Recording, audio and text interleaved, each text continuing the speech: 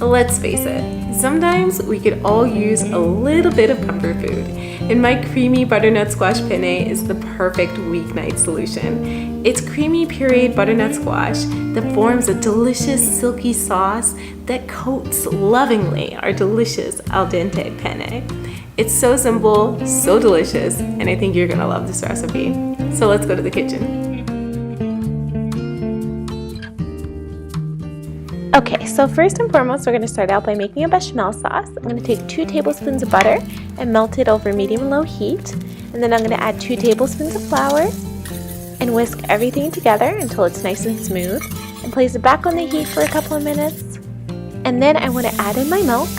And as I add it, I'm just continuously whisking. Once it's thickened up, it's time to add in my butternut squash puree. And my spices. I have paprika, nutmeg, black pepper, and salt to taste. Beautiful. So now I'm just going to whisk everything together until it's well combined. And then I'm going to add some more milk. And also I want to add in a little bit of fresh cream. And there's my beautiful sauce. Now for the pasta, I boiled 2 cups of dried penne, so I'm just going to drain it. And then I'm going to pour my pasta into a nice casserole dish. And then my delicious creamy butternut squash sauce goes on top. And I just want to stir until all of the pasta is beautifully coated. Yum! Okay, so now it's time to plate up a nice big bowl.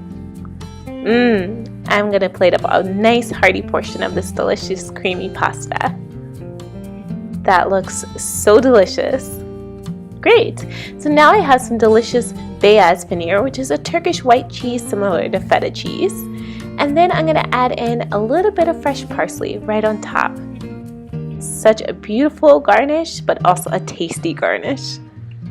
And there we have it, our delicious creamy butternut squash penne. So simple and so delicious. And now, of course, it's time for a taste test. Oh yeah. Delicious. Bon appetit.